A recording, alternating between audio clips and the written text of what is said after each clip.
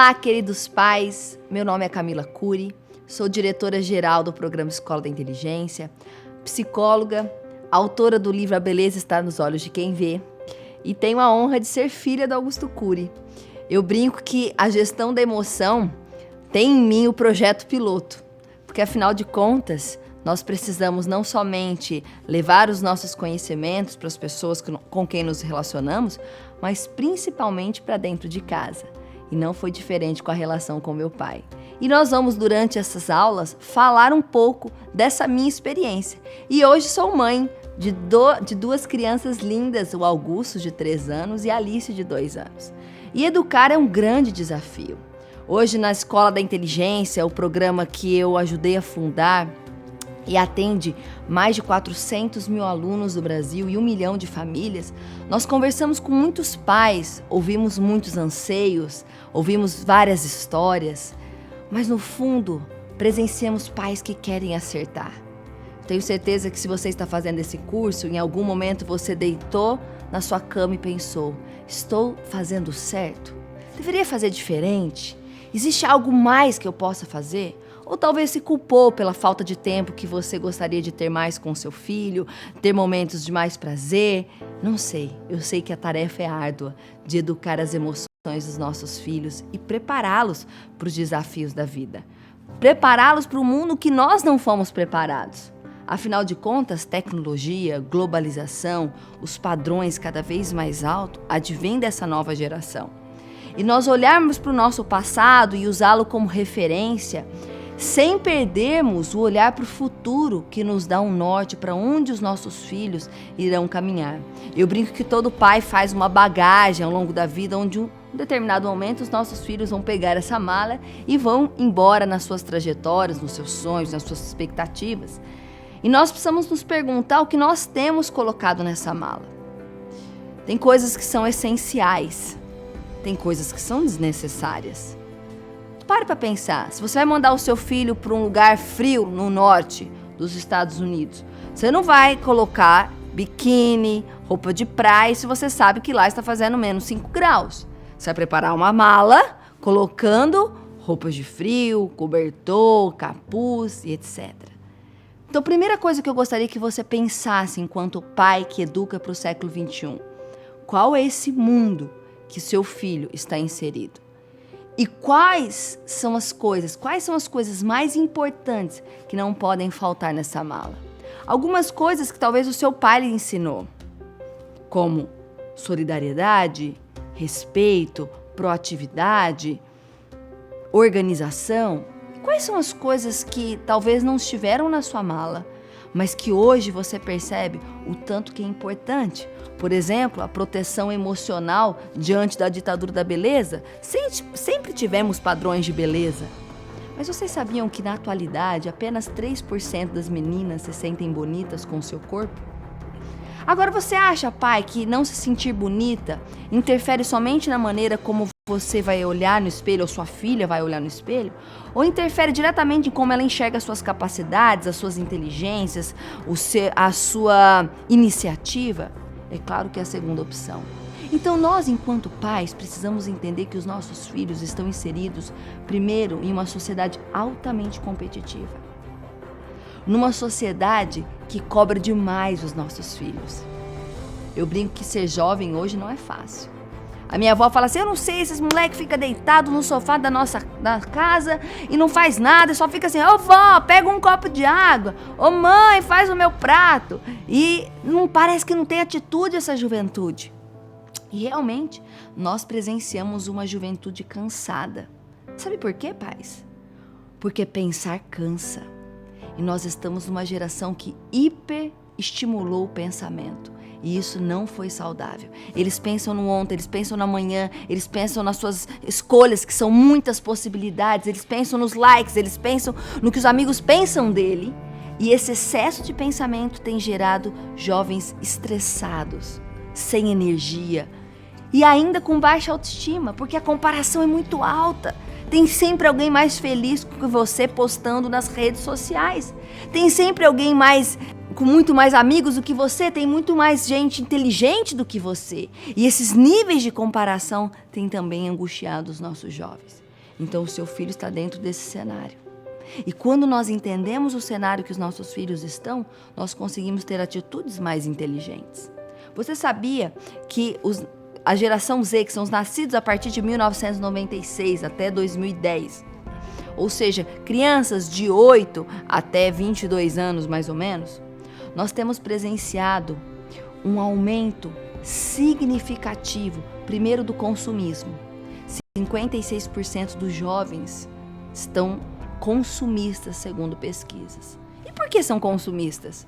Porque, na verdade, querem fora o que falta dentro. Então, quando seu filho quer um brinquedo e de uma semana depois ele não consegue extrair prazer naquele brinquedo, é porque ele nunca quis o brinquedo. Ele queria a alegria que falavam para ele que esse brinquedo teria quando ele comprasse. Sabe quando seu filho quer a roupa nova, o sapato novo, o novo tênis, enfim? A maioria das vezes ele não quer aquele produto, ele quer a alegria que vendem para ele que aquele produto vai trazer. E nós precisamos, então, diante desse cenário, formar jovens com pensamento crítico. Será que nós precisamos de tudo aquilo que nós consumimos? E esse sentimento que a sociedade tenta nos apresentar de que tudo que eu preciso para ser feliz eu ainda não tenho. Será que é verdade? Se fosse assim, as modelos deveriam se sentir belas. E elas têm 3 vezes mais chance de desenvolver um transtorno mental do que, entre aspas, uma pessoa comum. Então, estar dentro do padrão significa felicidade? Ter todos os itens que você deseja significa que você vai se sentir bem com você mesmo? Os pais precisam dialogar com os filhos. E não somente falar não e sim, meias palavras. É importante dedicação de tempo. Esse jovem é um jovem muito mais crítico, é um jovem que é estimulado a pensar. Só que nós precisamos ser bons condutores desse raciocínio. O eu, que é o autor da história, a consciência crítica, ele está em formação. Principalmente na infância, até chegar na adolescência, não tem um eu tão bem formado, dono de sua opinião. E quanto mais cedo você estimular que esse eu questione as suas verdades, questione o que é apresentado na mídia, questione os padrões, com certeza você terá um filho muito mais autônomo diante de uma geração repetidora de ideias. A segunda característica mais marcante da geração Z é o individualismo. É uma geração que pensa em si, foi ensinada a só pensar em si. Quando chega no mercado de trabalho, quer fazer o trabalho sozinho, mas você não resolve grandes problemas sozinho, você precisa do outro. Mas eu não sei me relacionar, eu não sei perder, eu não sei lidar com a frustração, eu tenho complexo de inferioridade. E se as pessoas não gostarem de mim? E se elas não me reconhecem? Nossa, é o último guerra mundial. Uma geração frágil, uma geração individualista é uma geração frágil. E você tem ensinado o seu filho a dividir? Você tem aprendido a dividir o seu tempo com ele? Porque ele não está aprendendo com você só pelos seus ensinamentos, ele está aprendendo com você com as suas escolhas. Quais são as escolhas que você tem feito ao longo do seu dia? Você tem aprendido a fazer boas escolhas? Tem deixado o celular de lado para ter momentos agradáveis? Tem dormido bem em vez de ficar na televisão até altas horas? Porque se você não dorme bem, pai, no outro dia você vai estar com o cérebro esgotado. E quando o seu filho precisar da sua atenção, você não tem para dar. Porque você não descansou adequadamente. Você tem se alimentado bem? Poxa, Camila, mas o que se alimentar bem tem a ver com a minha relação com meu filho? Claro. Se você tem uma boa alimentação, você está cuidando do seu corpo. Um corpo saudável é uma mente mais saudável. Uma mente mais saudável é uma mente mais preparada para os desafios da vida. E não tem nada mais desafiador do que educarmos os nossos filhos. Então, para que eles possam aprender a dividir, nós precisamos aprender a dividir. Quando nós ensinamos nossos filhos a se relacionar, nós precisamos ensinar que as pessoas nos decepcionam. Agora, não adianta você sentar na mesa de estar e falar mal do vô, da avó, do tio, das pessoas que ninguém te valorizou e conta tudo negativo das pessoas e quer que seu filho aprenda a dividir. E quer que seu filho aprenda a se relacionar. Ainda que no seu discurso você tenha essa prática, mas as suas atitudes você não tem. Então, nós precisamos nos atentar com aquilo que nós falamos aos nossos filhos. Como nós interpretamos as pessoas, como nós nos relacionamos começando dentro da nossa casa. Uma geração individualista é uma geração que tem dificuldade de abrir mão. E uma das competências da ONU, do Fórum Econômico Mundial, das 10 competências principais do mercado de trabalho é negociação. E essa é uma juventude que não sabe negociar. Por que não sabe negociar? Porque negociação pressupõe que você vai perder. Sempre quando você entra numa negociação, alguma coisa você vai perder. O vendedor quer vender o carro por 100 mil reais. Você só tem 90 mil reais para comprar o carro. E você vai numa negociação. Uma negociação pressupõe, você abre um pouquinho mão, você se esforça para arrecadar um dinheiro maior, ele vai lá, tira uns 2 mil reais e o carro sai 98 mil. Todo mundo perdeu para todo mundo ganhar. E você precisa ensinar o seu filho a negociar. Eu estimulo os meus pequenos a negociarem com eles. Quando ele vem, ô mãe, a Alice pegou o meu carrinho, o Cacá pegou a minha boneca. E aí eles fazem os seus choros. Aí a nossa atitude principal, e até a minha, há uns meses atrás, era: Augusto, dá pra sua irmã. Alice, dá pro seu irmão. Agora, em vez de eu resolver o problema pra eles, eu chamo a ficar: sua irmã tá chorando. O que você fez? É porque eu peguei, porque eu tava brincando. Vai lá, negocia com ela. Vai lá, pega um outro brinquedo, dá outro no lugar, não sei. E eu tô dando repertório para que eles negociem. Só que se a gente quiser, se a gente desejar resolver os problemas para eles, como é que eles vão desenvolver a capacidade de negociar? E se eles não sabem negociar, como é que eles vão conviver? Porque todas as relações precisam de negociação, todos os casamentos precisam de negociações, todas as relações de trabalho, de filho, precisam de negociação. A gente negocia o tempo todo. E uma pessoa que não sabe negociar, ela se enclausura diante de tudo para mim e desenvolve individualismo, que está na contramão de todas as exigências do mercado de trabalho, que está à contramão de todas as exigências do sistema moderno. Nós precisamos de pessoas que se relacionem. E terceira característica mais marcantes nessa geração, sabe o que é? Ansiedade. Uma geração muito ansiosa, como eu falei do pensamento, não para de pensar, gerando estresse, paralisando, e ele tem tanta coisa para fazer que ele prefere dormir, sentar no sofá. Então nós precisamos trabalhar com os nossos filhos a ansiedade, a contemplação do belo, fazer atividades que exigem menos do cérebro, fazer atividade física, levar seu filho para fazer esportes, coisas que movimentem o corpo, porque isso aumenta o serotonina e dopamina no cérebro, que diminui o cortisol, que traz um relaxamento mental. Então nós, pais, precisamos ser estratégicos. Não basta boa intenção para formarmos filhos emocionalmente saudáveis. Nós precisamos ser pais inteligentes. E pais inteligentes aprendem a fazer boas escolhas, a começar para a nossa vida, até as escolhas na vida dos nossos filhos. Por isso, que mala é essa? O século XXI apresenta uma geração emocionalmente doentia, uma geração estressada, uma geração consumista, uma geração individualista. Então, teu foco de atenção tem que sair. A mala tem que ter componentes que prepare o seu filho para essa realidade. O complexo de inferioridade é um dos grandes desafios que o seu filho vai enfrentar. Então, cuidado com a maneira como você cobra os seus filhos. Tem pais que não têm tempo para os filhos. E os 5 minutos que tem é 5 minutos cobrando. Você escovou o dente, você fez a tarefa, você foi no inglês, você fez isso, você fez aquilo. E seu filho não cumpriu um dos requisitos que estava pré-estabelecido. Já começa: você nunca faz o que eu te peço. Se a toalha, a roupa estiver fora do cesto. É a 5ª Guerra Mundial. Camila, você está dizendo que não é importante colocar limites? Limites são fundamentais, e o meu próximo vídeo eu trarei sobre o conteúdo de como estabelecer limites com inteligência. Mas, pai, cuidado com o excesso de comparação que você faz com os seus filhos. O mundo já é muito...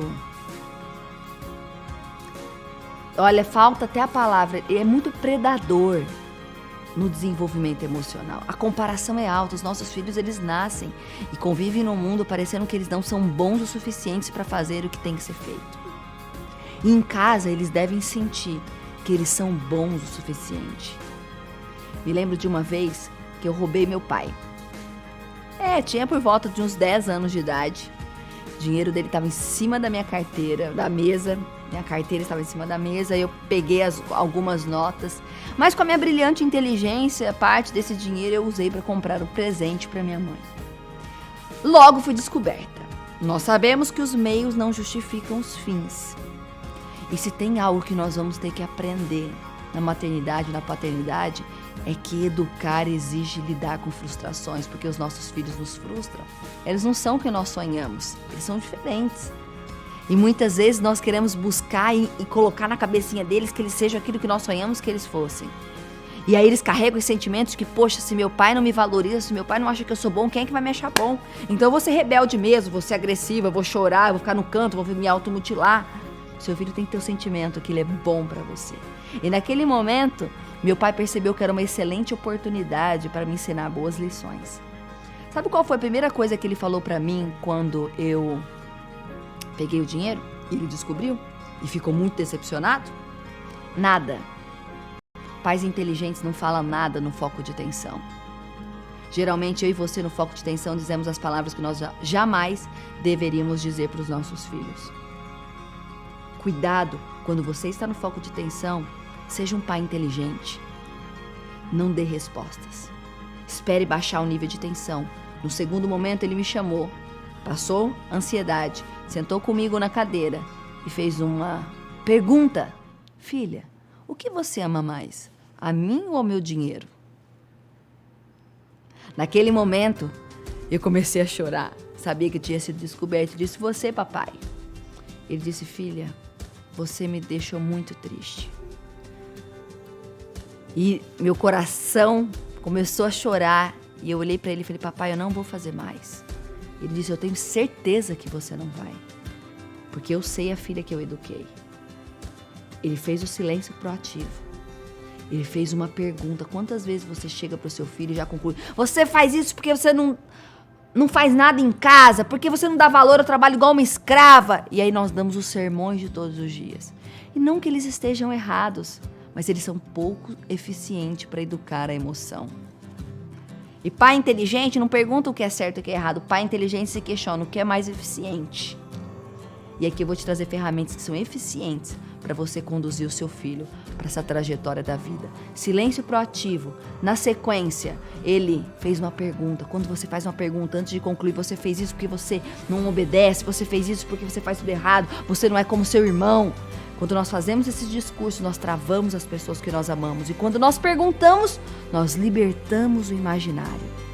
Então, naquele momento, ele me fez uma pergunta e me levou para dentro de mim mesmo. As perguntas nos fazem mergulharmos, não para o mundo de fora, mas para o mundo de dentro. Depois ele falou, eu fiquei muito triste. Fala para o teu filho o que você sente. Como você se sente. Às vezes você já dá aquele berro, já dá aquele grito. Fale para ele, teatralize a emoção. Eu fiquei muito triste com você. Faz com que ele se sinta, poxa, eu não deveria ter feito isso com meu pai. Não que ele tenha medo que você tire o videogame, não que ele tenha medo que você não deixe ele na festa, não que ele tenha medo que você tire o brinquedo, mas que ele tenha medo de te perder, de decepcionar. E quando ele olha pra mim e fala assim, filha, eu tenho certeza que você não vai fazer mais. Ele olhou pra mim e disse, eu aposto em você, mesmo com todas as suas limitações. E nesse momento ele pegou a carteira dele, pegou o dobro do que eu tinha pego e entregou na minha mão. Eu disse, papai, eu não quero esse dinheiro. Ele disse, mas eu quero que você pegue. Porque eu quero que você nunca se esqueça que o seu pai confia em você. Talvez se ele falasse assim pra mim, alguma vez faltou alguma coisa em casa? Foi essa a educação que eu te dei? Não estaria errado. Novamente, um pai inteligente.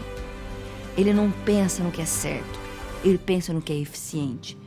Quanto maior você for no inconsciente do teu filho, quanto maior você for representado dentro da psique dele, maior o seu olhar será para conduzi-lo na trajetória da vida. Agora, aquele pai que não é grande aqui dentro, tem que gritar, tem que espernear, tem que fazer um show para ter migalha de atenção. Meu pai plantou para ter a minha atenção. Não é porque ele era meu pai, que ele obviamente já havia a minha atenção natural. E não é porque o teu filho que ele tem essa atenção natural. Você precisa construir essa relação, essa ponte, essa significância aqui dentro, esse significado aqui dentro. E para isso, você precisa, em primeiro lugar, olhar os erros do seu filho e surpreendê-los. Quando ele menos merece, é quando você tem as maiores chances de surpreendê-lo. E quando você surpreende, você privilegia o registro no córtex cerebral do seu filho. Da próxima vez, você pode ter certeza que ele vai pensar 1000 vezes antes de te decepcionar. Esse é o pai que prepara para a vida. Esse é o pai que que prepara para a bagagem desse século. Esse é o pai que eu tenho certeza que o seu filho precisa.